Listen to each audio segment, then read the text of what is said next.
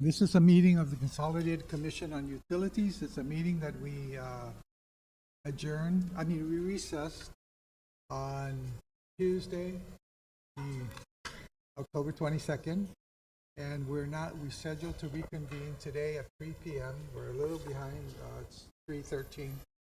And this is a continuation of our evaluation meeting, which will continue until we've evaluated all the executives that are supposed to be evaluated by the CCU.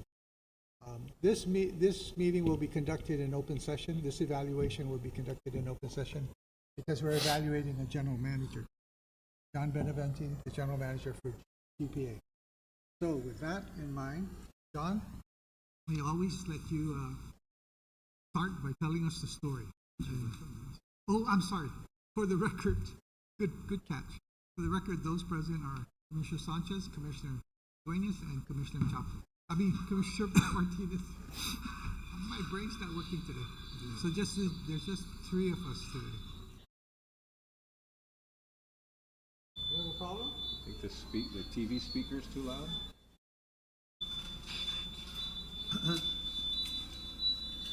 Is the TV speaker muted?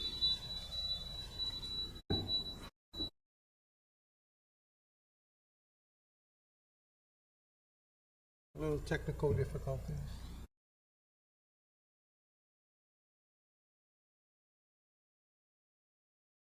Just as long as we're sure that the public can hear us. This is on our YouTube, right? Okay, just a little bit. There's still a little feedback, but for the record, this is a reconvening of a meeting that was recessed on October 22nd, and it was scheduled to be reconvened today at 3 p.m. We're a little behind the time, so it's like 3:13 when we first started. For the record, those are myself, present, Commissioner Sanchez, and Commissioner Martinez. And today's meeting is to do the evaluation of the General Manager of GPA, Mr. John Beneventi. And because it's the General Manager's position, this meeting will be in an open session. Okay? So John, again, tell us the story. Start. Thank you, Mr. Chair, Commissioners. Good afternoon. First of all, I tried to make my presentation as relevant to the grading process, and I've broken it down to four main parts: managing operation, managing finance, managing people, and managing information. That's the first 70 points. The last of the 30 points are actually more, what you call it, looking at it from personal competence and all of that, and of course that can be determined by all. And then furthermore, I tried to get a sample of what I'm trying to, show what is done within the company itself.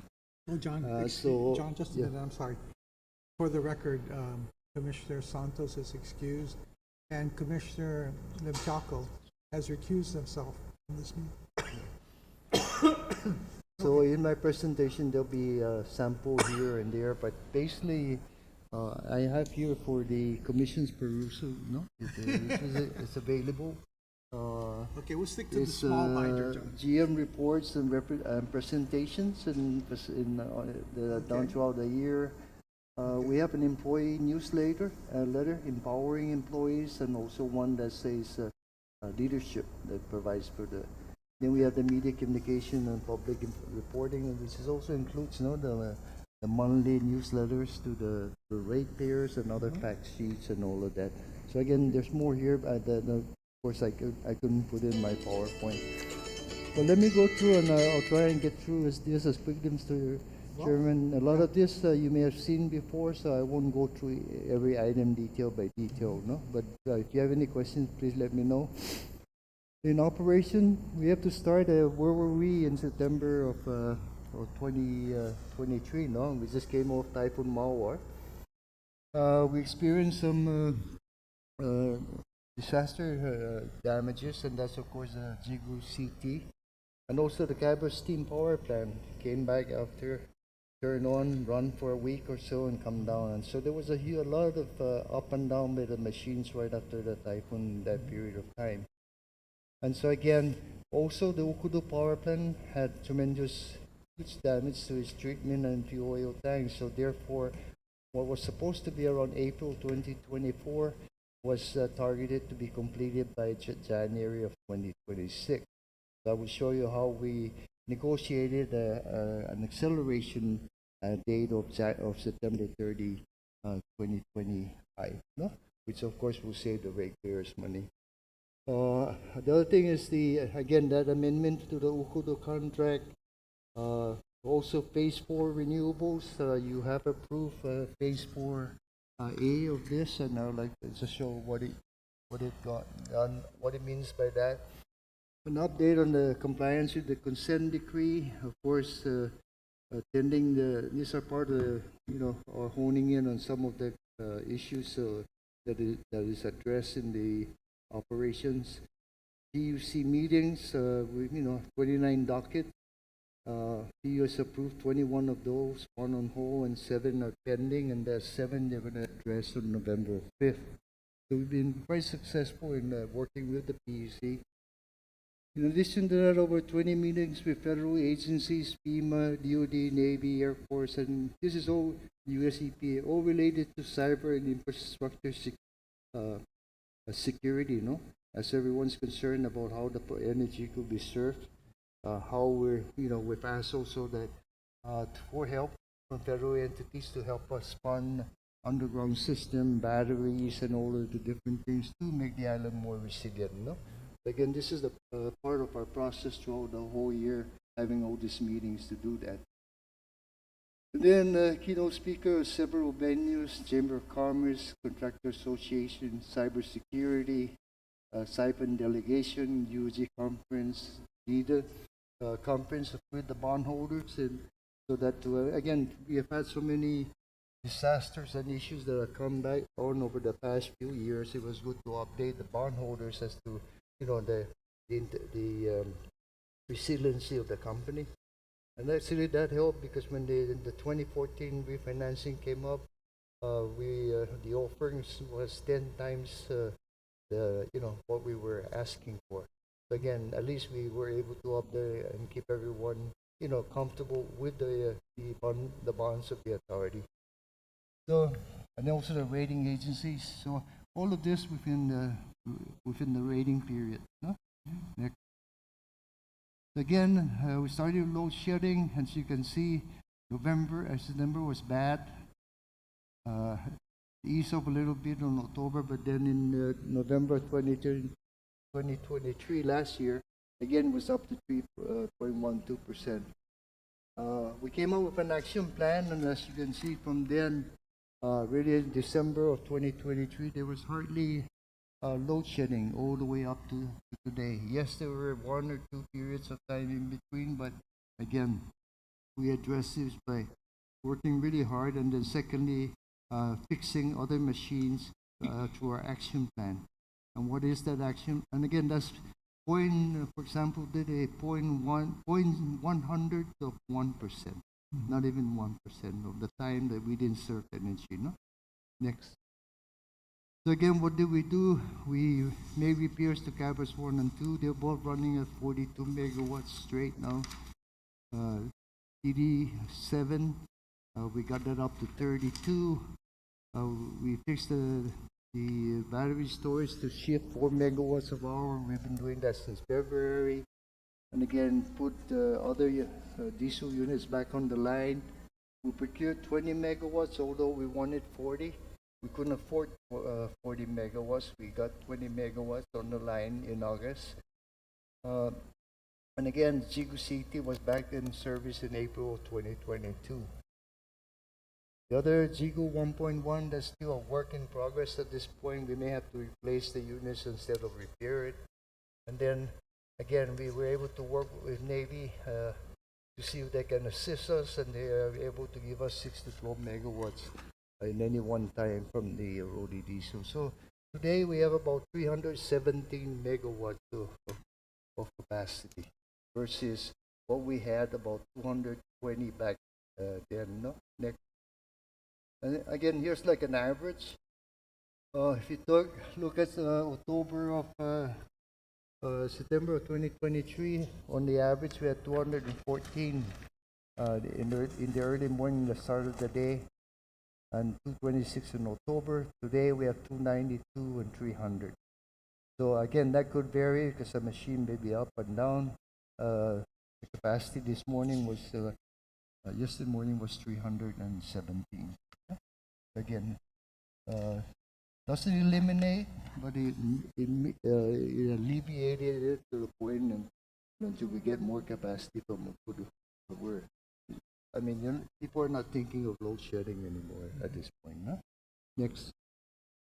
Ukudu Power Commissioning, again, we had to amend it because of the loss of the reserve facility, because we didn't get that signing, we didn't get that legislation on time.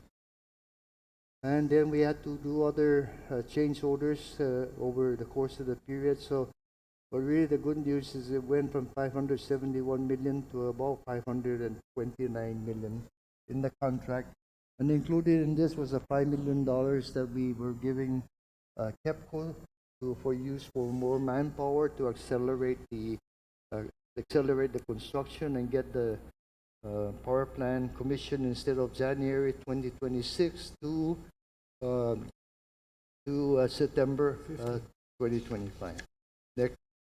And again, as shown there, the average cost of energy from fuel cost was 21.2 cents. Next, what happens with Okudu is that it will go down to about 13.7 cents at $112 a barrel. But we have to pay Okudu 5.7 million a month. Therefore, the total fuel savings is 4.7 per month. So over the 4-month period, the ratepayers are going to see in their LEAC a reduction of about $18 million just from the acceleration of this. The $5 million is actually paid in the base or in the contract itself, so that's not something that cost that they will see right away. No? Next. Okudu, as of September end, 90, almost 92% completed. And again, that's got batteries, and also it's going to use the wastewater treatment facility water for cooling next. In terms of the consent decree, as you can see, we've complied and had to adjusted compliance action plans for issues that GPA is actually beyond our control. And one of that was, of course, the Ukudu delay, no? And the second one was the Hanwha issue of not completing the contract. So the delay here is really the new target now for Ukudu is September 30, 2025. And then the other thing here is, of course, the solar, and that's actually December of 2025, but no later than March of 2026. So those are the only two issues. So far, we're complying with the consent decree. Next. Powering forward, phase 4 renewables. Go through this quickly. You've seen this all. Again, we recommended the award of all phase 4 totaling 333. If the proponents are compliant with the system impact study and does not increase their price and get all their stuff together necessary. And again, that will result in reduction of about 809,000 barrels of oil import per year. That's 800,000 that we're not going. Every time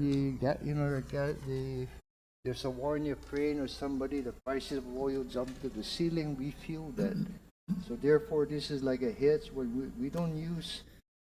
As said, the cheapest way to control this is really not to use oil. No. Next. Again, it includes energy storage system.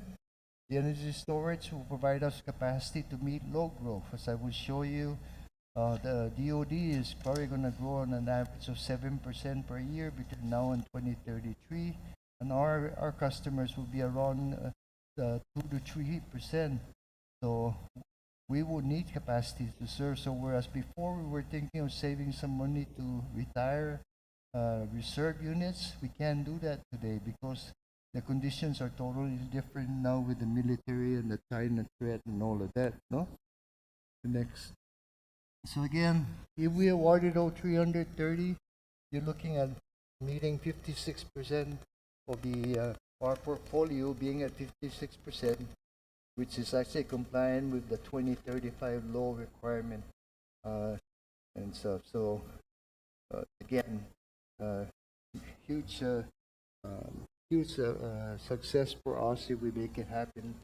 Next, the CCU has approved a phase 4A, and that's to award the two companies that are ready with the system impact prices, and we're just finalizing the contract. And that's Fortec and Kepco for a total of about 192 megawatts at a total average cost of about 17.7 cents, and include about 97 megawatt battery that can run for 4 hours. That's a huge capacity that can take the energy from the day now and shift to the evening peak time to reduce that peak demand. No?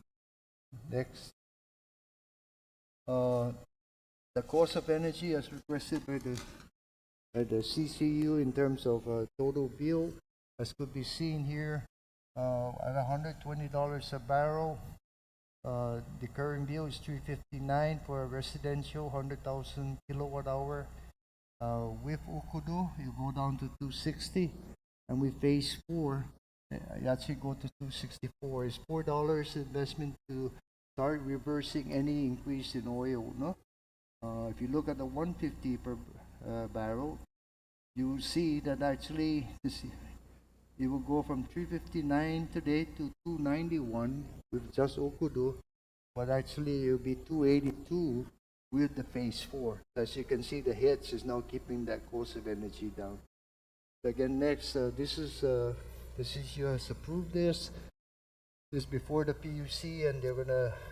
It's on the agenda for the November 5th meeting. Next. Again, here's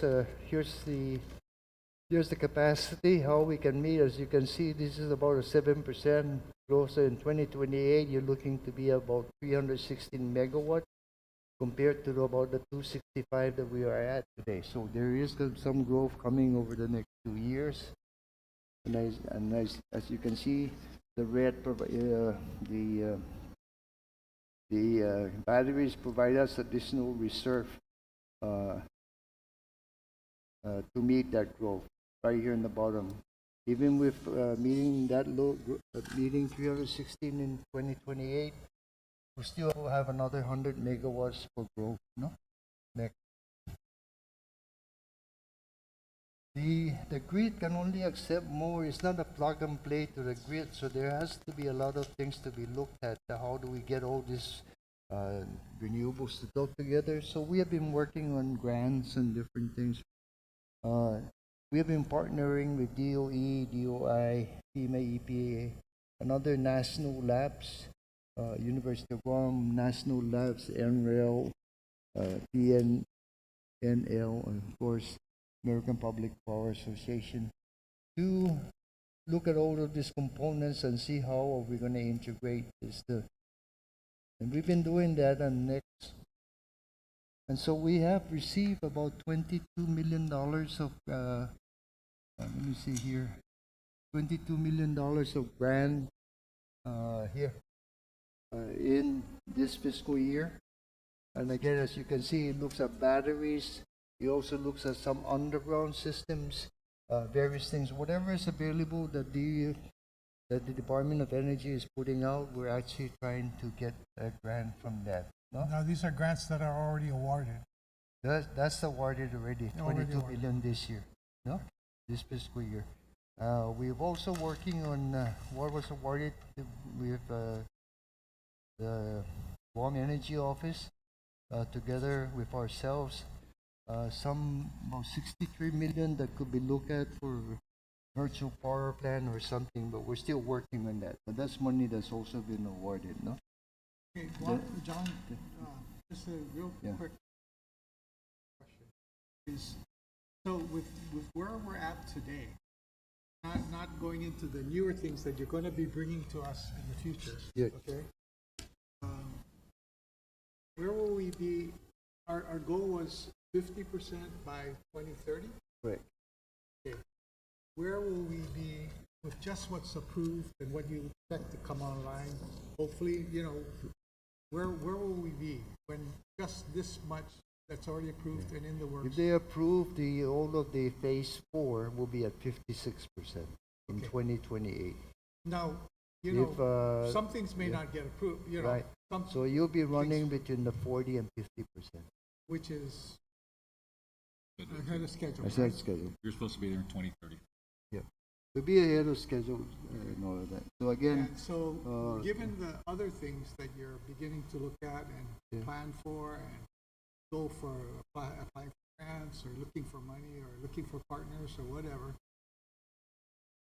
when you get those others, the ones that you currently have on your radar, developing to bring to the board and then PUC, we will be looking. Just a rough estimate. I know it's kind of hazy yet because that's out there. mhm. Where will you be if those materialize? The other additional one, Yeah, that's additional. That's not awarded yet. I Yes, mean, 56% with phase 4. With some of these other ones, I would think that it may be up to the 60%. You're getting a big battery, right? For the Yeah. first time, we'll get But we a also, part of the thing we're coming back soon is really a centralized battery. centralized battery. That's really important for one growth, Resiliency. resiliency, and everything. So I've been working real hard to try and get the federal to help us. But in the meantime, we can only wait so long before. And John, I think Yeah. that the importance of all of that, for us, we understand this because we deal with it every month, Yeah. but we want the public to understand that we're ahead of the schedule. Yes. So we're not just trying to meet a schedule, we're trying to beat the schedule, which of course benefits our ratepayers always. Mr. Right. Sanchez. Yeah, thank you, Mr. Chair. And also, John, can you confirm, as you've advised us, right?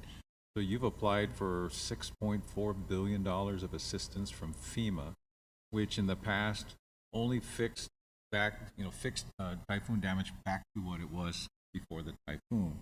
But now we've seen in other communities, particularly Puerto Rico, Virgin Islands, a shift in the attitude of FEMA. They realize now it's better to fix things now so they don't have to keep coming back typhoon or hurricane after hurricane. And you have put together, at least in our experience, Chairman and mine, the largest FEMA application of Guam Power Authority. It's a 6 point. Can you talk about that? It's a 6, because you're talking about the So we looked at, grid modernization. 6.4 billion is to underground the whole island, plus some energy, 180 megawatts of energy storage, some combustion turbine to upgrade the system. This is really to get, where nobody worries at all, right? Or at the highest level of reliability. That's our 6.4. So we also put into tier 1, 2, and 3, and those are the very important ones. And that's about 2.3 billion. And again, for Guam, we know we cannot spend 2 billion in 1 year. yeah, so over a period of time, as long as we know what the money is there, we can do economies of scale, and we can put all of this and make the most bang for the Guam, for the water system, facilities, communication system, and also underground to, when you're running underground, there's going to be a lot of customers that will have underground. So we can keep the island running, no? That means recovery will be faster for everybody. After a major storm. A major storm, And so, and then some of them will be running through the storm, as was shown in Anderson Air Force Base, That's not no longer that's a proven not a pipe concept. dream. That's Not a proven. pipe dream. It's Proven. and Thing that we can accomplish. Yep, When we make the right investment. that's right. And that's what That's because what I'm saying. we have said it, and everybody knows we cannot afford 6 billion. That will triple our rates, and there's no way that we're going to put our ratepayers into that situation. We're doing like we were doing before, a little bit at a time, so that 20 years from now. But can everybody wait? Can China and everybody wait? I don't think so. So let us do what we can. Okay? And just go ahead, Commissioner. Any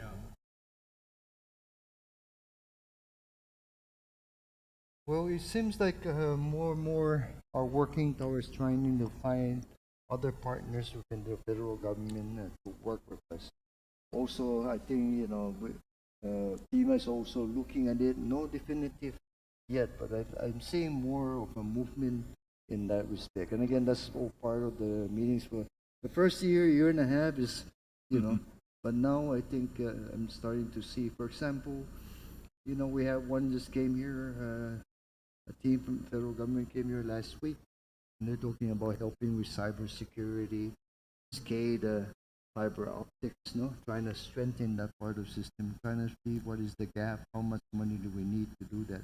So I think something is starting to move in that respect, and again, we'll continue to, push, because I think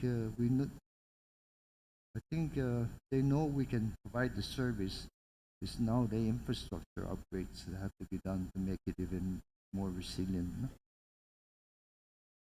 Next, and of course, we have also we have an excellent team of grant writers. We also have another 590 million into DOE. This is not the one that we sent to apply with FEMA. Part of it is here. Looking at energy storage, 206 million. Of course, here some of it have what you call cost share. Just like remember when we put in the smart grid, they paid us 16, and we put in 16. And again, we don't have to decide now until if they say they were not award, then we make that decision at that. Underground here is another 262 for underground system. Our share of that 262 is 26 million. We invest 26 million, get 262. If we get that grant, that's not a bad, we'll go. I think we'll go for that. Okay, next. Some of the key resolutions that are related, to operations, of course, and the rating are, I just mentioned some that the CCU had approved, and one is, of course, the market, 22 market, and the implementation plan to move to the 50% percentile.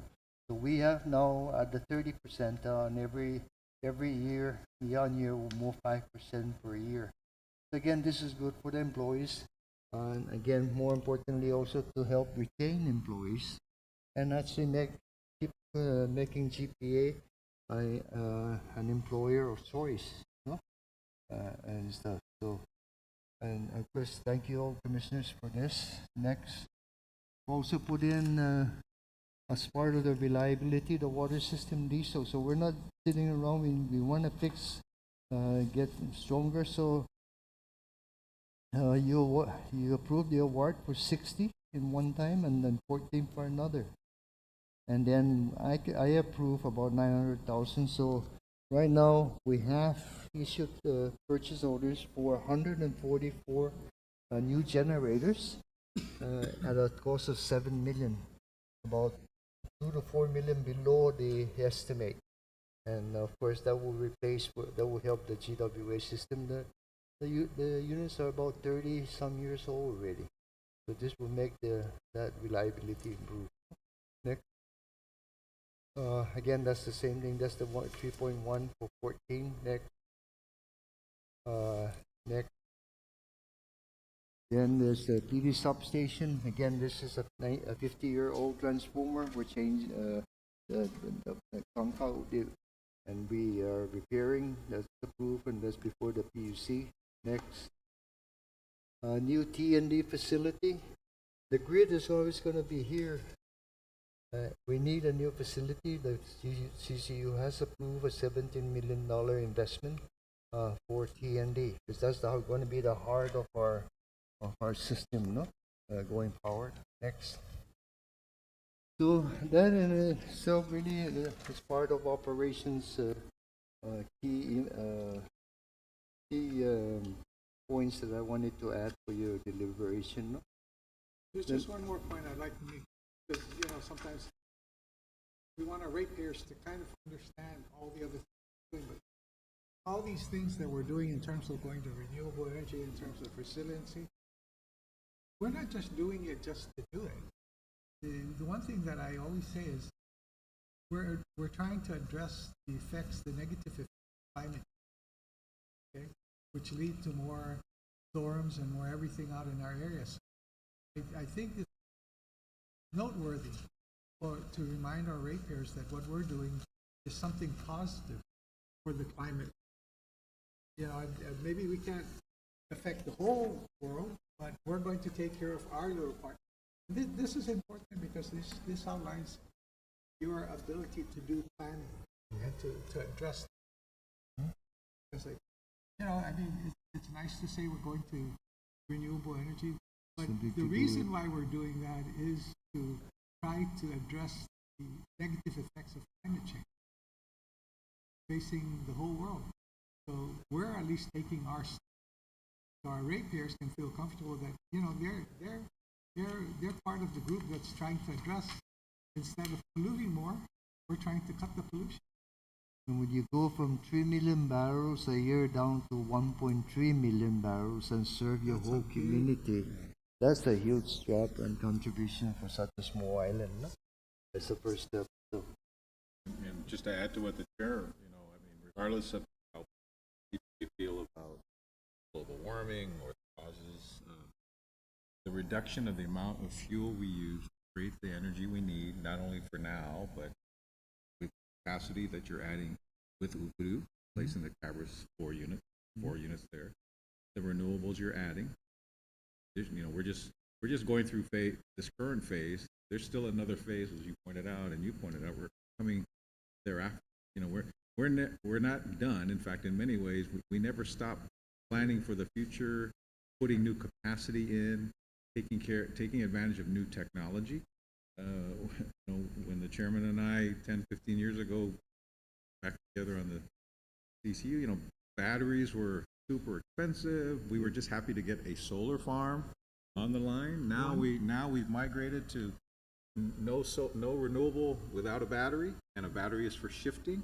Why is that important? Because it then reduces the amount of oil we burn, and the largest portion of anyone's power bill is the fuel portion. And if you don't attack the fuel portion of the bill, you cannot reduce the. And so the technology that you have planned for, that you have already, you're building now, you've already put online, and you're planning for even more so. That goal, as you summarized in your presentation, to go from 3 million barrels to less than 1.5, to cut it almost in half. Actually, when I did the math, it's almost 60%. So you're being a little conservative.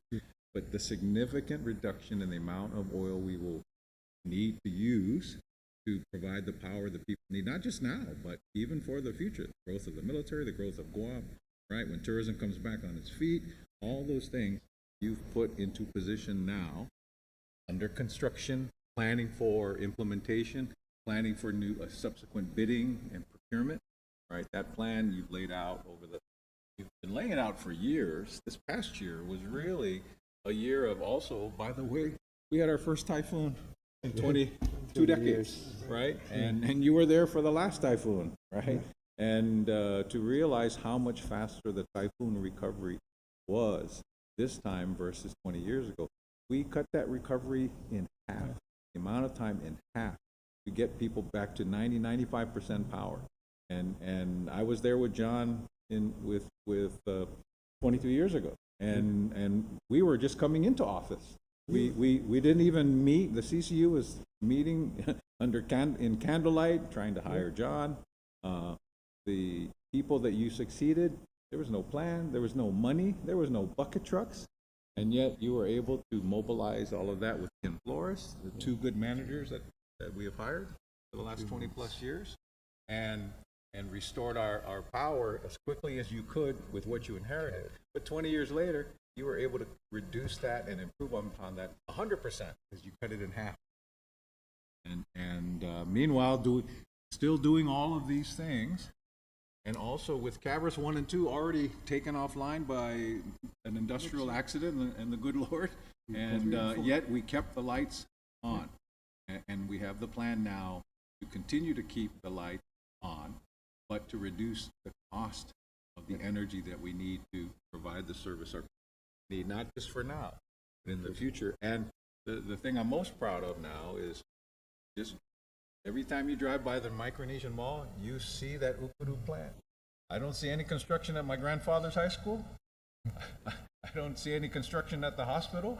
Perhaps the FEMA money will put underground lines to where the governor wants to put the new hospital, and that will open up that whole corridor for development. All those pieces are being put into place by you, team, hopefully with some help from the CCU. And that to me is really a testament to the work that you have done over a great period of time. But the last year, Marwar dominated everything we did. And now now we're back to, okay, we're stable, right? The Agreco decision to keep power on, and you found a way to pay for it, and by the way, it's even going to save us fuel, right? All of those pieces coming out of an emergency. Right? It's tough enough to run an entity when things are without natural disaster. You've had to deal with a natural disaster. Really, it's been the experience you've had before, the team you've built now, that was able to cut the recovery time from Marwar in half the time it took us to recover from. We didn't run out of material. You had materials, you had bucket trucks. John and I were sitting on the tarmac watching that Russian aircraft come in 2002, right? In 2002, landing and opening up. So, what did we have? 3 or 4 bucket trucks back. Now we have a full fleet, and we had no cash. We have enough cash now that when our ratepayers needed help during COVID, and we couldn't dare pass on the higher fuel, we had enough money still run the utility and still help our ratepayers. And now we have almost fully recovered that money back for the next rainy day. And as you just said today, the expectation from all of us, as long as oil continues at its current trend, is the X should drop February 1. And then when Ukuru is online next September, that's going to be for 5 of the 6 months of the August through February LEAC. There should be another significant drop in the power bill. So the cost of energy on Guam is about to come down over the next 12 months significantly, and with more work on the way to bring it down even further in other phases that the chairman was come online. You still have other things behind we're already in front of the PUC seeking permission to implement the next phase. So that's the difference between what we're doing here at Power, and I'm sure I'm confident our ratepayers will see the same water and waste. And when you juxtapose the performance of our utilities, what do you have, John? 450 employees, something like that? Yeah, so Right. 445 Right, today. and our revenue without the LEAC is about 150 million. So even if you took without the LEAC, we're still one of the largest companies on Guam. Top 20 for sure, maybe top 10. When you add the LEAC, we're top 5. Right? The only people of the people that are bigger than us in the top 5, 2 of them are oil companies. Of course they're going to be big. They sell oil. But we consume oil, and we provide it as energy. And yet, so you are running one of the largest companies in the region, and both in revenue and plus the other difference in the company that you're running, 24/7. Essential services that people, as the chairman said, when you flick the switch, there's an expectation. And we went through a tough period post-Marwar.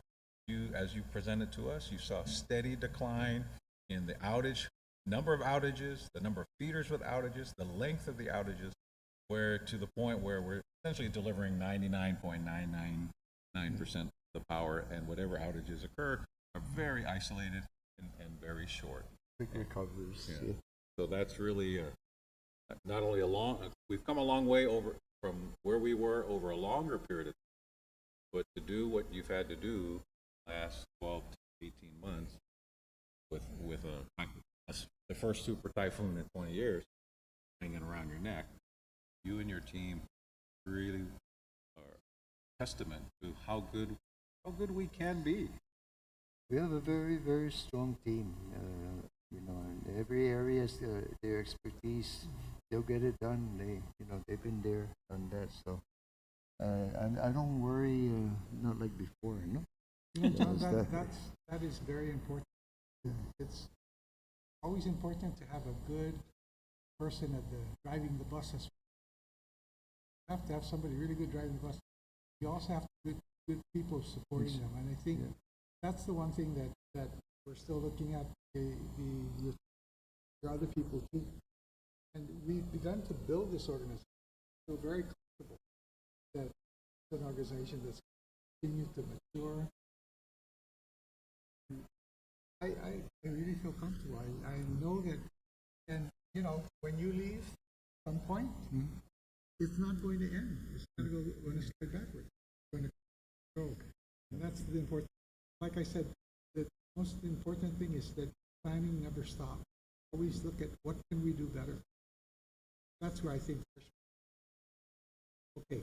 What else, John? Managing finance, of course, our debt service coverage 1.9. And John, we're supposed to maintain 1.25, right? At minimum is for the bonds, I think 1 point, yeah. right? And then the 1.3, yeah. policy goal is like 1.3, Yeah. but you have us at 1.9? And again, I'll show you that sales are just starting to come back now, and there are several reasons for that, no? One, of course, people are recovering, but secondly, I'm getting ahead of myself, but we been investing several $1 million in the demand site management program, where customers were changing their air conditioners to more efficient ones. So even though we were growing, that was being reduced, no? So we're making customers reduce their costs. So I think at this point now is real growth just taking over, the energy consumption. Case in point, just between the last 12 months, we grew 1,000 customers. That's twice what it grew the year and the years before since COVID. No, so again, we successfully put 1,000 customers, and sales are moving north. I mentioned that we did have the GIRECON symposium. That's how we went out and again got our, with the bondholders over there. They don't look at us every day, right? But they're saying Guam's got a typhoon, they're covered by COVID, and China's looking down their throat. Is my money safe over there, right? So we went there, and not only do they believe we are safe, but also a lot more people believed. Yeah. On the over one.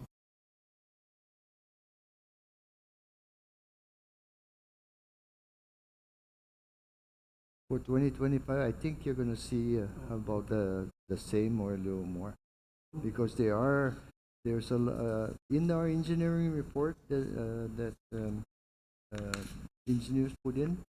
I think you're seeing a lot of building that are going on out there. And again, even with the military going, the military cannot grow like that and then think that the civilian community is not going to grow. No? So even at 2%, so I think we're going to be doubling that number maybe by 2025, 2026 per year now, not just. And of course, I don't really know per se, right? Because construction costs are high, right? But interest rates are coming down. But if we can figure out how to get construction costs down, people are going to build. Most of those that are building now are just construction companies, I think. We did successfully refund the 2014 bond with a 6.6 million net present value savings. The insurance, we did go to talk to the insurance underwriters, and the word is that they're not increasing the rate despite all the calamities in the world, and insurance prices have been increasing. Well, we didn't file a claim, right? After No, that we one? didn't file a claim. But you know how it is sometimes, right? Because the whole world, and we pay for that too, right? But so Yeah, we were able I know to. we're affected because the whole, it's basically the risk of the whole world. Yep. Is now everybody's risk. Yep. And, but to our credit, we were able to secure, because there's a lot of PPA that the lines, overhead lines, you cannot, transformers hanging on poles. But it's noteworthy that we've hardened the system and we've got it to where we minimize the risk as much as Right. that. Our ratepayers have to realize minimizing that risk affects them because it minimizes their cost. Because if the risk goes up and we're not able to cover it or we're not able to minimize it, it comes from them because somebody has to pay for it. And FEMA does help, but we really need, we're doing a better job. And that's what I feel very comfortable. Okay. In terms of O&M expenses, we're 9 million below the, our budgeted expense. Our annual report, we have filed that. All in qualified opinion, we published it. Citizen concentric report, all those requirements by law, staffing patterns being filed, all of that, we did comply with those. No? Next. So that's the financing, and again, this is just showing you the numbers in quarter 2023, fourth quarter. We had 52,000.6, and then now we have 53.7 thousand customers. Next. Here's the one showing you how sales over the past, this is the 1 month moving average. As you can see, that's a huge step, 45-degree north, no? Next. The same thing with here on the sales is pointing up at around 15 degrees. So it's going to climb again, no? Next. Here, base rate revenues is about even what we projected. The sales, of course, are a little higher. Next, O&M costs is again, our budget is 89, will be coming in at 80 million. Next, notice here, this is what you always ask. Look at the average usage per customer, going up to 1,000 now. Just over the past several months, as this, the LEAC rate, of course, has been even since February last year. So again, next, this will show that the under recovery as of August is 17.8. They haven't finalized the number, but it's looking around 14.3 under recovery as the end of September. So that's about 3.5 million per month, no?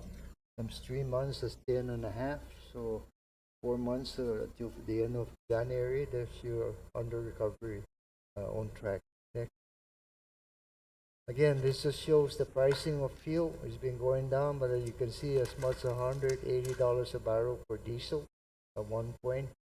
This is 109 in, I think, August. Right now, we're down to like 95 on the average. So that's good news. We're trying to buy a whole chunk and put it into the tank. So that now that when we buy it and put it into the tank, that holds, right? We can save our customers. And that's the big news about reducing our consumption of oil. Gives us more tank hits. When the opportunity allows, we can fill up the tank and make a difference, no? In saving. John, Yeah. it's especially important because we're going to stop burning 2% Yep. harmful, and that'll free up tank space. Yep. But more importantly, we're only going to be now ultra low. One fuel. The only one thing I worry about, John, is it's not really our business. We used to burn the used oil. Yep. And Not we're anymore, not though. going to be able to do that anymore. So that's a service we used to provide that we can't provide anymore because we're changing technology. And people have been adjusting around that already. Yeah. Because even us, the good news is that the Cabras 1 and 2 has been operating a lot better, our air preheater and stuff, because we're burning the low sulfur fuel. Nothing else is So changed. that was impacting our reliability also. But because we're burning, of course, it's more expensive.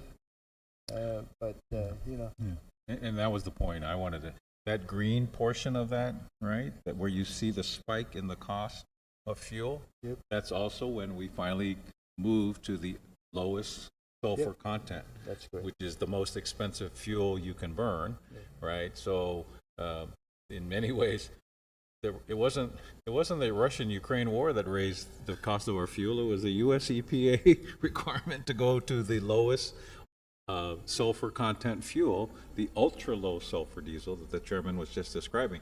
That all occurred in that green section, right? If we were not burning that most expensive fuel, then the LEAC would have been lower. But we're required now to burn it. But that's why between Ukudu and the renewables, the amount of fuel that we will avoid burning with Ukudu and renewables, because we now have to burn the most expensive fuel. Think of it when you're driving your car, you have to now do whatever the highest premium, doesn't matter what car you have, you have to do the highest premium gas regardless.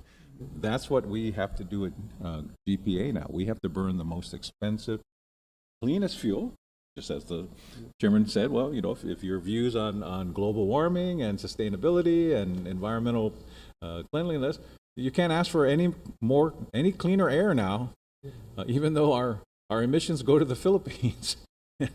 But we're still burning it. But that green section where you see that price went up, that is actually more related to the requirement of the U.S. Environmental Protection Agency to burn the cleanest fuel, the ultra-low sulfur diesel. Well, the 2% are. Right, but now we're down to 0.01%. Now we're going to go. Or 0.2. We're going to go to strictly ultra low sulfur diesel. Right, but So that's still going to be Yeah. cheaper fuel than the one we were burning before. Right, but it's still, really, the main surge in the LEAC was less the war and more the switching to the fuel. We don't brought it up, but the penalty for us is between the diesel and the actually the diesel now and the, which is about $25 a barrel. Yeah. The variance now that we're paying. So but we're in complete compliance with US EPA, and our new plants will be in compliance, and we will be going to one fuel. Move forward, you know, all our efforts go into renewables, other technologies. We'll actually start to Take even more take more fuel. of that off the load. And we won't pollute we have no regulations to be upon us anymore in terms of production of fuel. Because we have clean air, and then we're not throwing heat back into the ocean with the, you know, the way the Okudu set up with the wastewater. Yeah. So we set up ourselves actually. It's a good system. Good. Yep. We made some good decisions. And they can't see it as well, but the new phase of renewables that we're putting in, 17.9 cents a kilowatt hour, almost basically a flat fee with a very small escalator over the next 25 years. When you look at the LEAC of the last few years, the new renewables we're putting in are significantly lower than the LEAC. So they will replace the carbon burning, the fuel burning with renewables at a lower price than the LEAC. And the LEAC, we're burning now the most expensive fuel, but we will be burning so much less of it because of Ukudu and the renewables that you're already awarding, and you're waiting for approval, and of which I think the PUC is ready to approve 192 megs of renewables at 17.9 cents, not 26, not 23, 17.9 cents a kilowatt hour. 70.7 on the average. Right. So that has been a plan that you have designed for us, And and it's your team has put together. We're implementing. it's not a pipe dream anymore. All we have to we're do is doing say it. yes, and That's the important we're thing. on our We're way. doing We put it in the hands of the contractors. No? Yep, being built. I won't go too much more. Residential rate and LEAC, there's are under recovery heading north. We're going to get to zero by February next. Yep. Again, this is our bond rating, stable and moving. One day, I hope, before I Investment grade. retire, we get one notch or something. That would be a good birthday gift next. Well, this is still an investment grade job. Yeah, it's still right. investment grade. It's just like was noted, no? Because we're so isolated, because we're using we're reliant on oil. We have high risk according to them. So therefore, hopefully, with the renewables, the batteries, Plans we're putting the in place. plans we're putting together, hopefully they'll give say, hey, you're not as risky as I thought. no? Right. And the other thing is they link us to the government of Guam's rating. And we've been told that if we weren't directly linked to the government of Guam, that our ratings would be even better. But they see us as part of a whole. Even though when, I think the chairman knows this as well as I do, we don't rely on the government to run this place or to provide funding. We operate it with our own board and management, and we work directly with the ratepayer and the PUC. And we produce investment grade. We have a company that's now investment grade, which lowers the cost of borrowing when we need to borrow money. And we have the plans to reduce the amount of oil we're going to use, drop it significantly, 50 to 60%, and replace it with renewables that are well below the historically act, significantly well below the historically act, and the currently act, right? As they come online, they will continue to reduce the cost of energy in the aggregate to all of our rates, and that's why we're doing it. Net metering, we're still servicing net metering. We have about 2,700 customers today, putting out 36 megawatt. The base impact to us is about 5 million per year. No? Next. And again, here's the breakdown throughout the years in terms of again the kilowatt hours. As you can see, it has been going down, but again, net metering is still in effect right now. Next. So that's managing finance. The next one is managing people. I do conduct employee briefings. I did it in March, and that's where I talk to our employees about where we came from, where we are today, and where we're heading, providing them goals and objectives as to what are we doing. And so everything that I'm talking about today or so, I discuss it with them, and then open up to ideas. The next meeting, employee session I'm doing will be in November. We have seen employee satisfaction. Again, we have so many significant events. Labor Day picnic, Mr. Chair, you were there, and Peter Roy, and I think some of you were at Oak Island at the time. Liberation Day Parade, Public Power Week, Christmas Party, and I'll show you some of this, what it looks like. We also have where our employees are able to participate in presentation and topics as resident expertise in cyber security, clean master plan, procurement benefit, territorial climate change. So our team are going out there into the community and explaining, as you can see.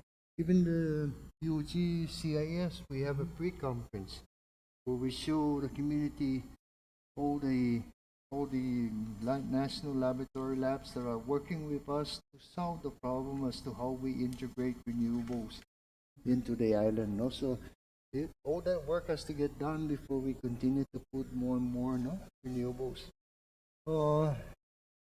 Again, we recognize employee accomplishment, the service awards, British graduation, employee retirements. We have ones for them. Alignment Appreciation Day. Again, anything that does anything to do with our employees, we do. We have publication of weekly internal newsletter and regular communication to recognize them, and that's part here. As you can take a look. It's very, very interesting. This is where even the comments from the employees back is, wow, I didn't know it was working. Now, you're establishing a camaraderie between camaraderie. No? Sorry. But many become camaraderies from the camaraderie. Sorry, I don't use that word too often, so that's why I didn't. Same. We have increased our FT, of course, because with the apprentices are contract employees, so those that are retired are now on board as full-time FTE employees. We're saying everyone we're training, they're not full FTE until they have achieved the training program. No. So again, we've been maintaining high service to our customers despite attrition, retirements.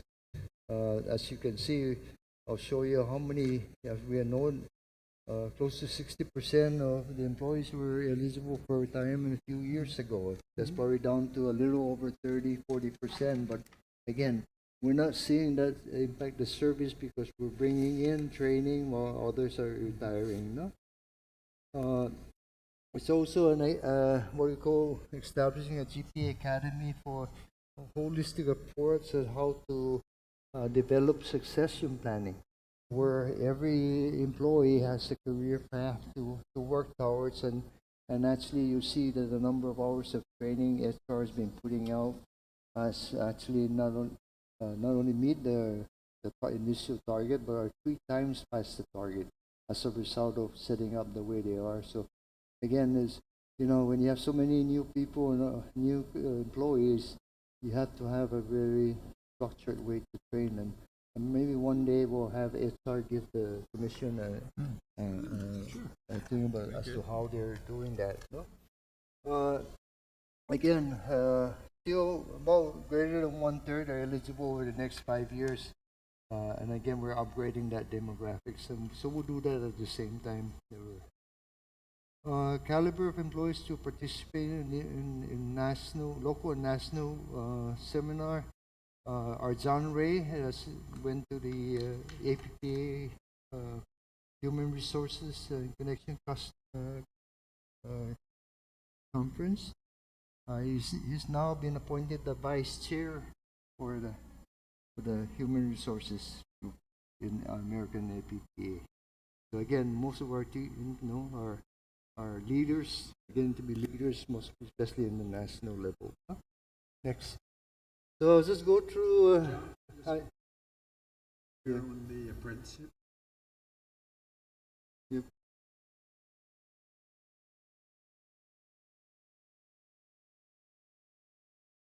Whoa, maybe 60, 80, about maybe 100 or more. Yeah. Most of them are retained. Very little have left. But some have. Yeah, some have left to the States, or other areas, and They then benefit those from that the training. retire here, they go to like DC-21. Yeah. For the most part. Because most of the kids, the new all of high school, right? Even the engineers that are here, right? They didn't go off island for whatever reason, right? But they are vested and wanting to. So we hired around 12 engineers from the University of Guam program. And so From now, their engineering program? yeah, so now they're like some of them are already being reclassified to engineer too. Very smart kids. They're learning very quickly, and of course they got very good mentors, no? And everyone is pulling out to teach everybody, hey, I gotta retire soon, so you gotta step up, no? So again, I won't bore you with all the pictures. No, actually, it's kind of fun. I see that old man there. I don't know what he's saying, but he's at the Labor Day picnic next. Again, lineman He was pointing at appreciation day. himself, We Mr. had Chairman, a meal. not you. You were pointing at yourself, not the chairman, right? Oh no, I was We're the pointing same myself. age. Even though he's the same age. That yeah. was me. Yeah. No, I He won't doesn't go have to any the gray chair. hair like you. Yeah, no here. That's why By it's the not way, great. we're helping the bee community on the island, Yeah. to what they call to save bee nest. No? So, so we have some very qualified linemen now that help the beekeepers. Very And cool. so next. Again, we go to the conferences, the Guam Energy Clean Master Plan, UOG, cybersecurity. Next. Procurement, we had this downstairs and had a lot of vendors come in to again share their products. Next, territorial climate infrastructure. Our team is going again. Even the Assembly of Planners Symposium, GIS. One of the leaders on GIS here is our team here at GPA and stuff. And so next. Liberation Day, again, we didn't, this past year because we didn't put a float together because of the team were getting past Mawar, but we did go out and had our vehicles next. Again, this is the Workforce Succession Program, and again, this is what our half our SR explains more, but it's really a holistic approach for everyone having a career path and them following through that career paths on their self or to congregate the training, no? So then they can fill in the blanks with HR, so as they go further, they see how qualified. If they have a career path to be a GM, this is the career path. So you start following that path, and then you put yourself in the position to be qualified. No? Next. And again, that's all part of our workforce session, workforce succession program, because it's different when everything is stable, but when you have a lot of retirees and everything back and forth, you really have to start from the beginning. No. Next. Yeah, but John, that just shows that we're taking care of our work, and we're addressing and anticipating and planning for those who are going to retire. That's right. And this is something I've always told people. People should retire. I mean, that's the whole idea, is to work hard in your life and then be able to retire and enjoy your life a little bit more. So retirement is a good thing. Some people think it's a bad thing, but I think it's a good thing. And but we have a plan for it, instead of just being surprised. Hey, what happened? Now we have to find somebody. We're thinking, forward thinking. Yeah, we have a vested interest for this utility to not go backwards after all the hard work, after 55 years of hard work by everyone to build it to where it is today. No? Then the next generation, everyone has to keeping it sharper and sharper as it goes to the top, like a pyramid. Next, I'm almost there, Mr. Chair. Apprentice, of course, we graduated the 6th cycle. We hired the 7th cycle. There's 24 on board now. That started in March. There's 4 in dispatch, training to be dispatchers, and then the 20 are out in the crews.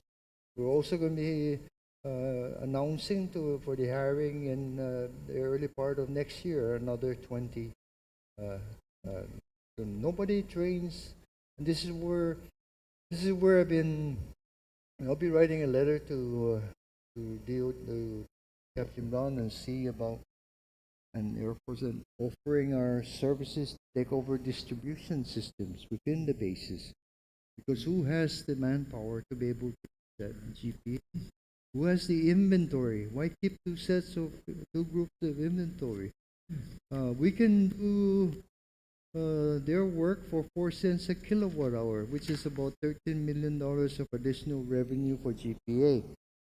That's a lot less than what is costing them today, no? I venture to say. And so therefore it's a win-win, no? So I think, we'll station some people on the base, but we have all the support, all the technical expertise. So I think it'd be a good deal. Yeah, John, you're sounding like a businessman. Oh. And that's exactly what we need. Listen, we provide critical, essential service, both GPA and GWA.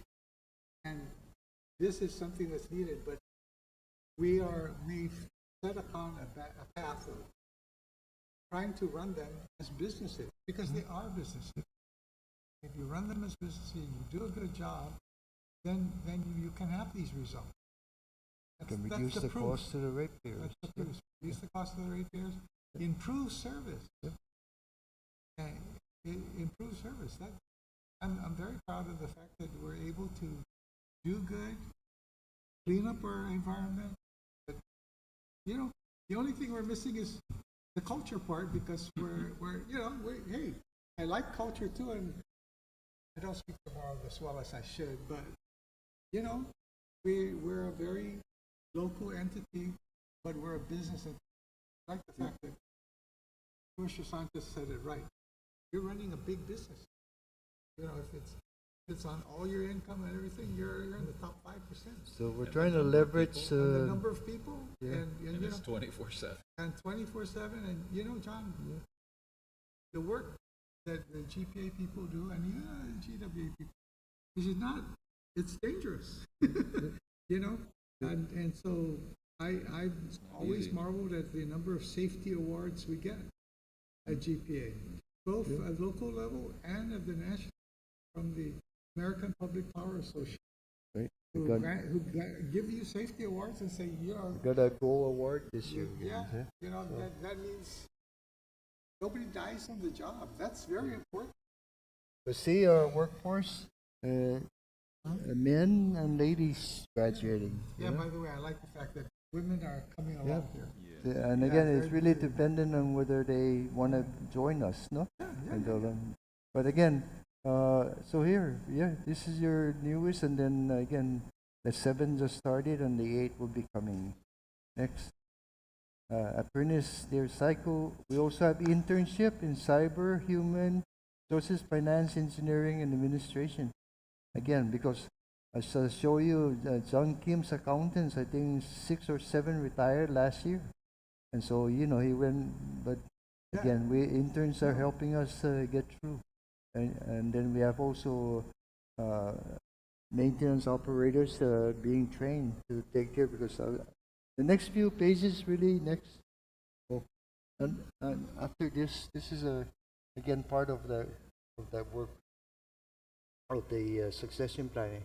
But here's that employee count, Mr. Sanchez, and again, we budgeted 490. We've never been there, gone down as far as 49. We're coming up again. This will be keep going up and down around this area, because we just hired the 442. We just hired the apprentice graduates. That's why it jumped up that high.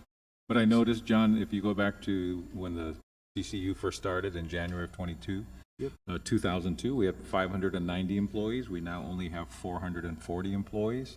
That's a 25% reduction in the number of employees that work at the Guam Power Authority. And yet we've found ways to be more efficient and do the same thing, or even more, to do even more, frankly, with fewer people. And the benefit has been to the ratepayers in terms of reliability.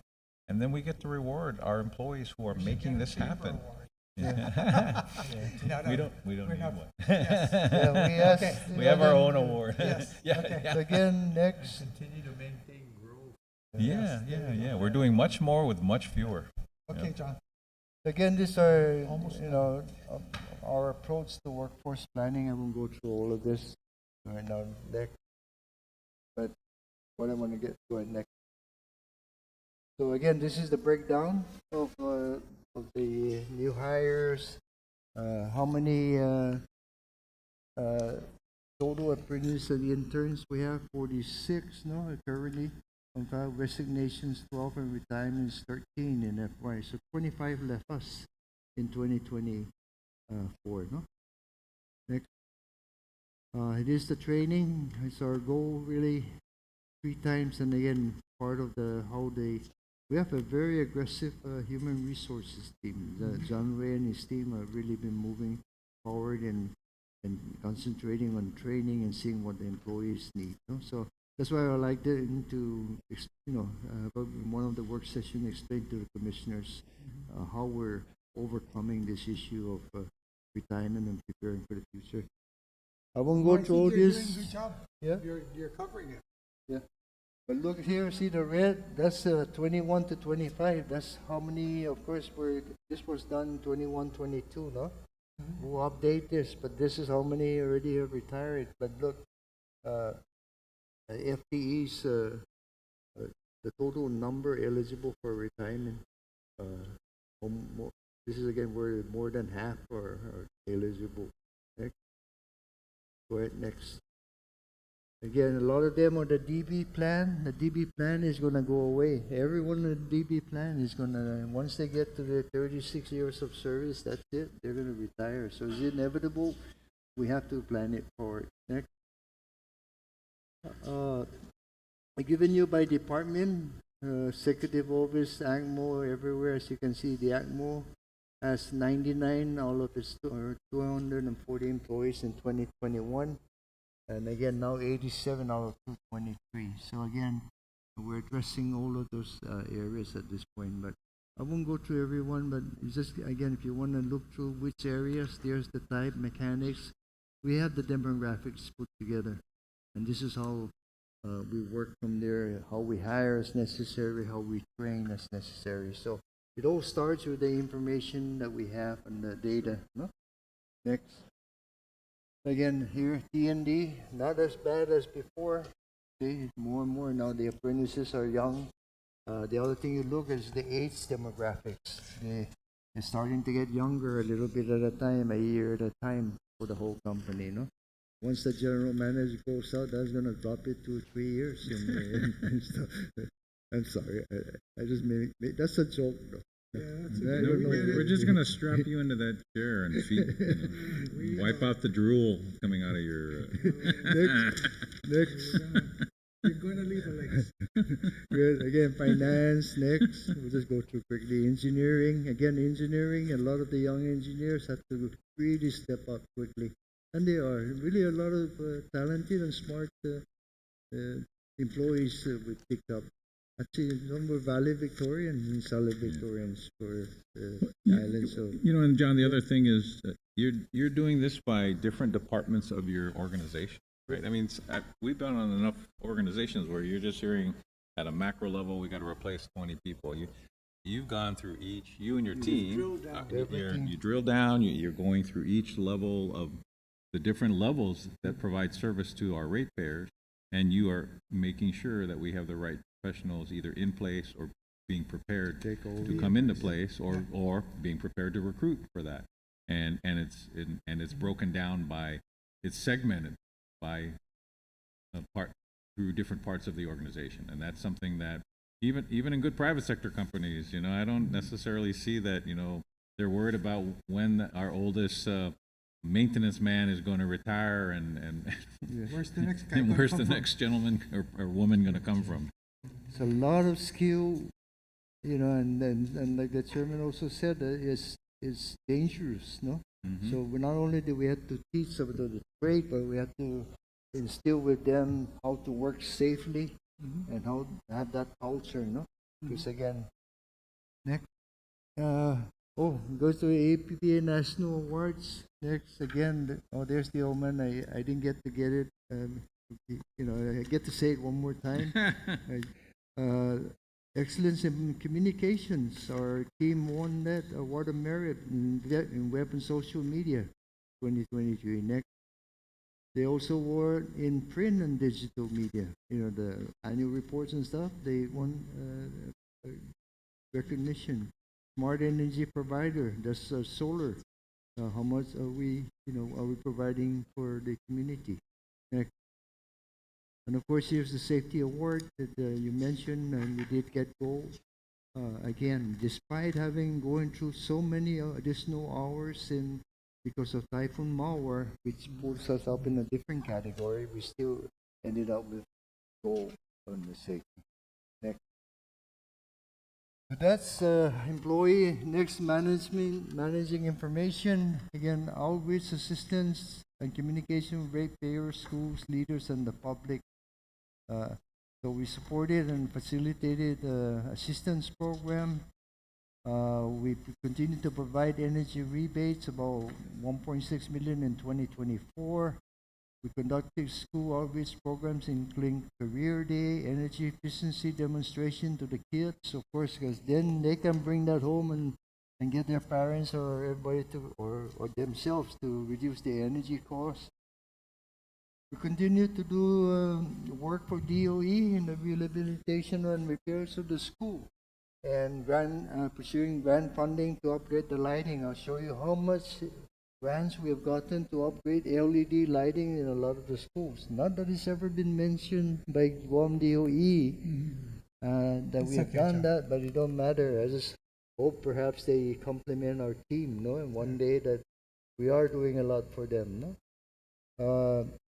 You talk about GMH, we're still doing regular preventive maintenance inspections of the panels that were needed to be replaced are still working fine, no? Monthly newsletters, we've issued over 90 press releases to the media in the past year. That's almost one every 4 days, no? And also the load shedding, Bruce, we always provide the schedule, all the different things. They also have chat links with the mayors and others so that, you know, we answer their questions as soon as possible. Website has been improved. We have Facebook, Instagram. We've issued the annual report on the concentric. We issued a quarterly staffing report as required by law. We attend a public hearing and we present it to other organizations. let me see, 32 dockets to the PUC, now 25 dockets approved and 6 pending. That's about the number, I believe. And then the binders of communication and outreach programs, a lot of them are right here, Mr. Chair, you're available for your review. So here, I just go through very quickly to the rest. Next. And again, customer assistance program. This is the $100 a month for the past 2 years or so. Of course, we had to implement that, no? So we supported it and we implemented it successfully. Next, energy rental, 7.3 has been provided million. Next, customer assistant, again, there's another program that we help of 697,000. This is our customer service team helping the customers take advantage of this opportunities. There's the LEAC, again, 2.3 in the past 2 fiscal year, but 1.6 in the last. Demand side management program, again, they don't have to put a paper application anymore. It is done online. We also have energy audit. We're actually implementing. We have a calculator that's put together, and then we're actually people are being trained to do energy audits in the homes. No, here's the best solution for the schools. If we look back into the grants that I showed you earlier, quite a few that listed the best school. What do you call it? Agueda Johnson, George Washington, different schools that they don't have, in those schools, they don't have lighting problem because we just changed it to LED. No? Next. So again, here's website, social media, an idea what it looks like. Next. Our Instagram, Facebook account, constantly, regularly updated. And Public Power Week in 2023, we had can drive and of course we also support the Special Olympics. Our team are out there being coaches and helping the kids being a part of Special. This is 2023, and I'll show you we did it again in 2024. Just this month, I think. Yeah. And Home Expo, we there. Public Power Week. Look at the toys. The amount of toys that our team put together for the Ali shelter. Next, in terms of also a can drive, over almost 2,900 items were provided by our team and again, that's part of our organization just giving in to this too, as part of Public Park. All the others, again, here's, I like the pictures. There's a lot of kids that are really smiling. Maybe linemen and employees of GPA one day, There's Ebi Leon Guerrero, GC Lujan, next. GC Lujan, energy efficiency, DL Paris, energy efficiency. Look at all the kids that have been trained or have been helped, Next. MU Lujan, again, and Agueda Johnson, next. Carbolito, Career Day, Easter egg hunt. We go out there and make ourselves known, to the kids and community. Talapopo, again, Career Day, Inawa Hunt, both North and South next. Agueda Johnson, and here's our B team again. Next. And that, Mr. Chair, is an overall view of our team.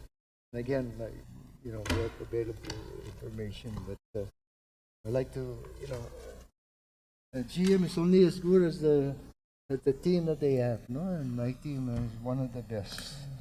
I'll have to say the You best. also, Yeah. John, EPA is a mature business organization. So, it's come a long way, and we like the fact that you're continuing. We're not stopping and resting.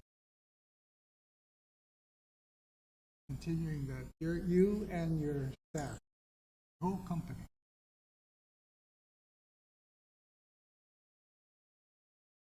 Do you have any questions of us, John? No, Yeah, it's like if the you gas. have any more questions, otherwise I'll leave you to your deliberations. As you know, first of all, thank you for all your support throughout the year. This didn't just happen. You bring us good We plans did. and bring us The good team has done a lot. vision. The CCU, maybe they think that's the GM, but the policies have to be approved. Yeah. You represent the ratepayers, no? And And, so. and you know, that's really true. You bring us planning and everything. We set the vision where we want to go. It's a good relationship that we have right now. It's a good relationship that we also have with the other company, your sister company.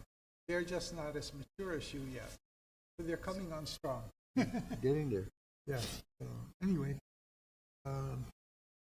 so we have nothing left to do but to do ratings. Okay. So because we have a rating sheet here, John, you're welcome to sit with us. You don't want to see your grade? You don't want to see us grade your paper? It's okay, you can watch it on YouTube, repeat, tonight. Who gave me that 1? Who gave me that 0? Yeah. Thank you very much. Thank you. Thank you, John. Okay, now going down our list of KPIs, starting with managing operations. Who wants to go first? Get my glasses on. Yep. Okay, we're in managing operations 1.0. You need our scores, yeah? Just Okay. scores. So in 1.1, maintaining reliability of the island-wide power system. And Go down the list. just for our those that are observing how we Oh, that's right. Okay. how we rate people, the criteria begins. The highest rating you can get is a 5, and that's for significantly exceeding expectations. And if a candidate self rates them at a 5, or the commission or a commissioner rates it a 5, you actually have to provide kind of a proof of evidence, right? Documentation. Some documentation of it, Right. right? So a score of a 5 is significantly exceeds expectations / outstanding. A score of 4 means exceeds expectations and above satisfactory. A 3 is meets expectations and is satisfactory, which is sort of like, you're doing your job, Right. but nothing necessarily spectacular. Anything below that would be a 2, inconsistently meets expectations, marginal performance, or a 1 is fails to meet expectations, and the performance is unsatisfactory. So 5 is the highest, 3 is what's expected, and between 3 and 5, you are either exceeding expectations or significantly exceeding expectations.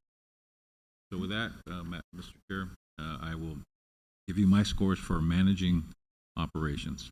For 1.1.1, to administer the daily business affairs of the utility, I give John a 4.5. For lowering fuel and energy costs, I give him a 4.5. For setting annual short-term goals and objectives, I give him a 4.5. For defining GPA's visionary position and managing all the planning functions, I give him a 4.5. And to comply with federal and local laws, I gave him a 3. And that may sound low, but that's pretty standard. But the heart of the business is managing the operations. Mm-hmm. And I scored him in all the other 4 categories between 4 and 5, where he, from my point of view, exceeded expectations and was above satisfactory. And I scored him higher than that, but didn't give him a full 5, because what is that old saying? Your reach should always exceed your grasp. And there's always something we want John to work for and his team, and I'm sure John is the first one to agree with that. So for 1.2, attend all the meetings, I gave him a 4. For 1.3, plan and develop the structure of the authority's organization and provide for its staffing by qualified individuals. For the first one, administer and improve all employee recruitment, I gave him a 3. For establishing and preserving working conditions which are conducive to the health and safety, I gave him a 4, especially because of the safety awards, especially coming out of Marwar.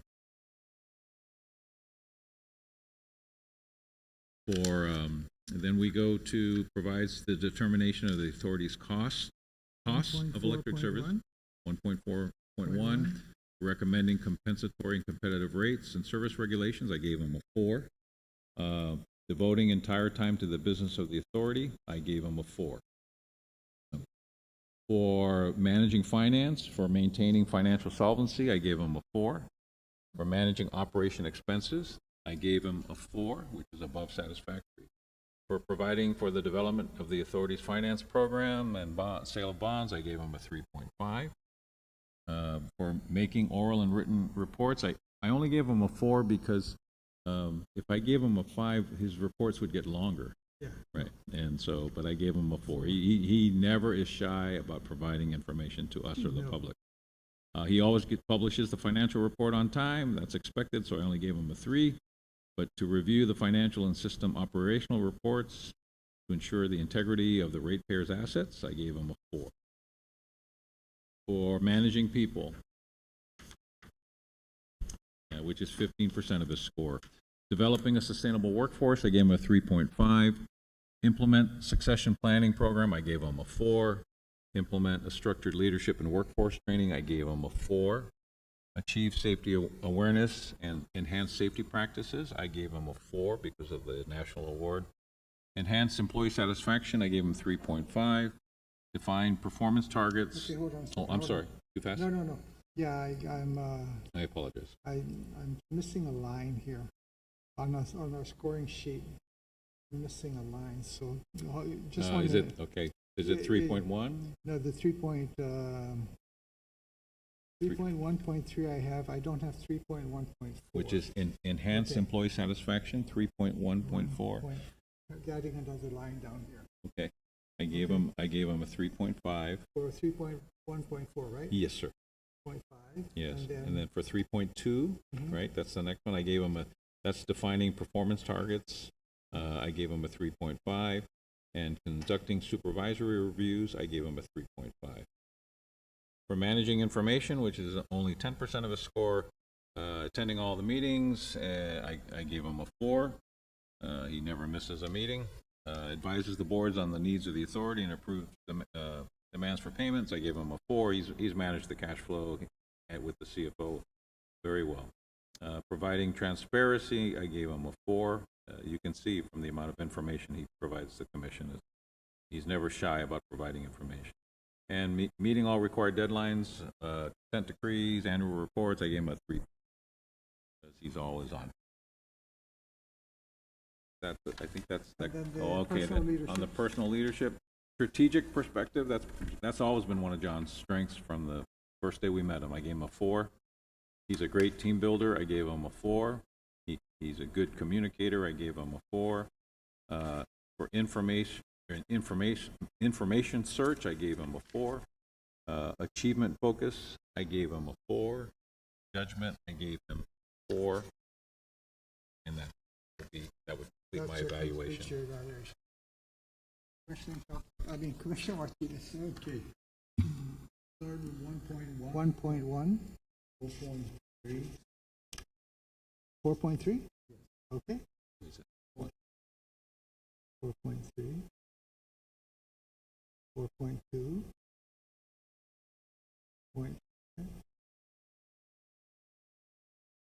3. 1.2.1. 4.5. 1.3.1. 4.2. Okay. 1.1, 1.5.1. That's the next one. 1.5.1. Oh, 1.5. What did you give him? 4.5. Okay. Finance 2.1.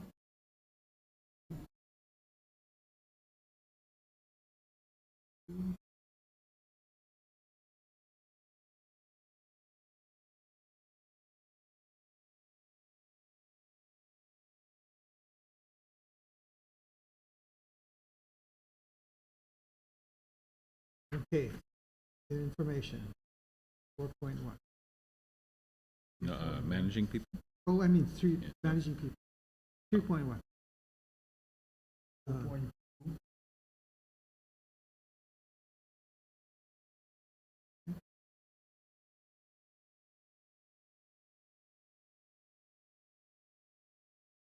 3.1.4.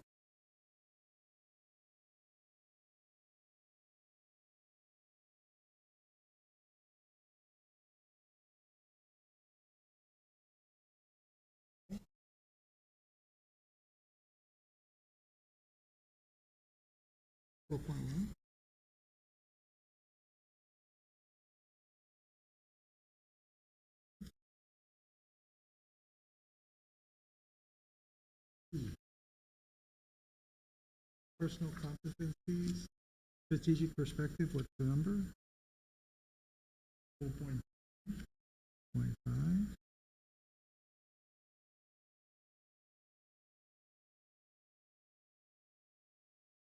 Communication. Information search. Achievement focus. And judgment.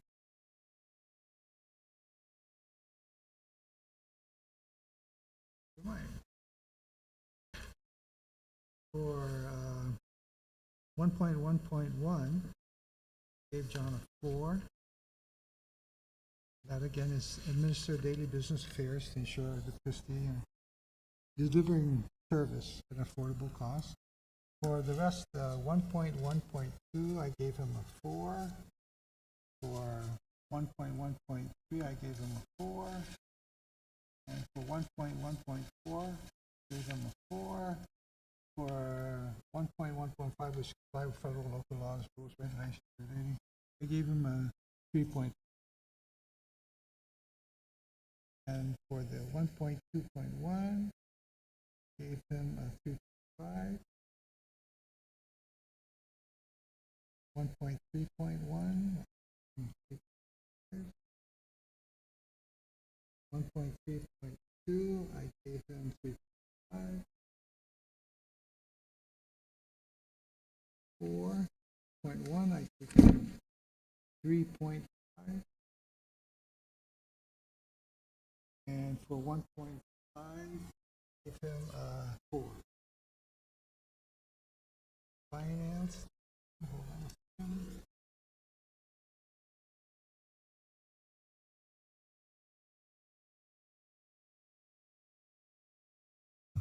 This starts the group of maintain finance solvency to meet operational capabilities. And making sure we have enough money to do what we need to do. I gave him a 4. For 2.1, for 2.2, I gave him 3. For 2.3, I gave him. And 2.4, I gave him a 3. 2.5, I gave him 3. 2.6, I gave him.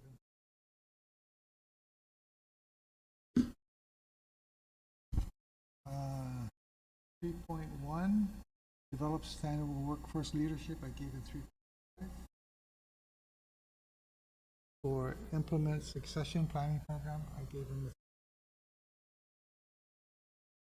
a. Implement structured leadership workforce training, I gave him a 3. For 3.1.3, gave him a 4, which is achieve safety awareness and enhance safety practice. Very important. 3.1.4, I gave him a 3.5. And then moving on, and 4.1, I gave him a 3. 4.2, I gave him a 3. I gave him. And meets all required deadlines. I gave him. It's something he needs to do, but he does it well. Okay. And then for the financial competencies, I gave him 4. For strategic, I gave him 4 all the way down. these are the personal competencies, and John is very good in those. Very dedicated and it's really hard. So that's our rating sheet. First, John Ray. What I do with this process is I give this again to our HR, puts it in the computer, and we'll start with a number. We'll take this up, consider A in the open section. All our okay. That's I have just about 5 o'clock. You want to recess? Yes. To when? To when? So, you know, I understand you're leaving on Thursday. And then I'm waiting mobile energy thing on When is Wednesday. that? So, What's your well, morning? let me tell you my windows. Okay, what's check your with your windows. Sure. So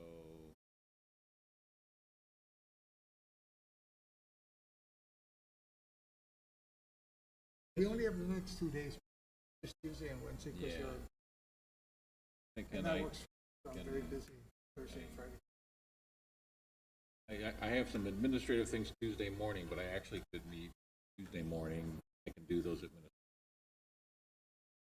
We can do it in the afternoon, Tuesday. Well, the problem is I have a 1 o'clock. So morning is. How about tomorrow. Wednesday morning? Oh, how's your Tuesday morning? I'm sorry. So I'm saying tomorrow, my morning is more flexible. If we want to meet Tuesday morning, are you available Tuesday morning? Yeah. We can at least do I'm trying to- somebody. That's tomorrow morning? That's tomorrow morning. Yeah. I'm trying I to mean, think. I have to call someone and I have to get a piece of paper. Okay, so what time when you I say can always morning?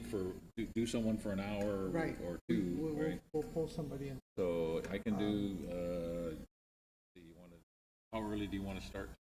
That's I just have to leave by 11 Okay. because I have a lunch. So and then a then the meeting. earlier would be The earlier the better. 8:30 Or 9. How's 9? Works. Could 9 do it at works for 9. me? Okay, and Okay. then we can do at Just least one. One more. Would we do a manager or would we do what? I think the next one up of our legal.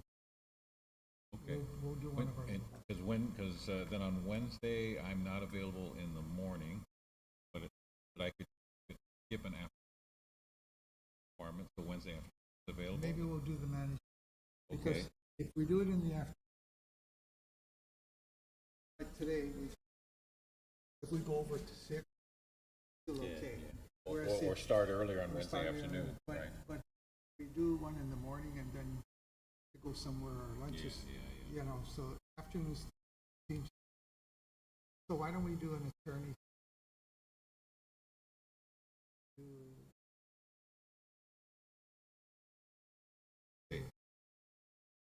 I'm Yeah. tied up with, but Yes. I can be Okay, completely so available Wednesday. we'll figure that one out after Tuesday. Oh, okay. Yeah, but Schedules. we're just doing our next meeting with Tuesday at 9 for everybody. Okay, so I need a motion to recess this meeting till Tuesday, October 29. Second? Discussion, yeah. So, we're gonna, that will probably be our next, Oh, I thought we were meeting tomorrow morning. no, after that one. Oh, yeah. After, He's- and then he's after trying to that, do finance. Wednesday's wide open. I can make Wednesday I afternoon. just want to make sure I got him He's, planned he's out. in looking mind. ahead. So the Tuesday morning is good and Wednesday afternoon. So for our purposes today, we're going to recess till Tuesday morning, tomorrow morning, October 29th, 9 a.m. The motion you're making? Yes. Is there a second? Second. Any further discussion? None? All those in favor signify by saying aye. Aye. Those nay. We are now in recess till Tuesday morning. Okay.